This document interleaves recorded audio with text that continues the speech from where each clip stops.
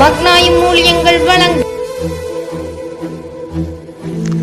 இன்று ஒரு தேவ வார்த்தை மூலமாய் மீண்டும் உங்களை சந்திப்பதில் மிகுந்த சந்தோஷம்.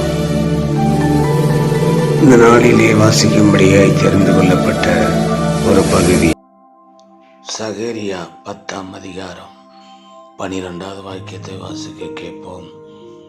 கர்த்தருக்குள் பலப்படுத்துவேன்.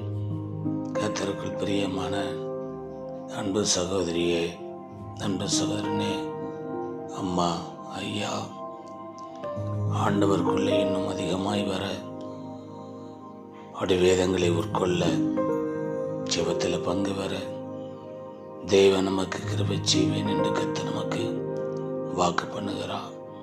ஜெபம் செய்வோம். எங்களை நேசிக்கிற நல்ல பிதாவே, வார்த்தைகளுக்காக நன்றி அப்பா.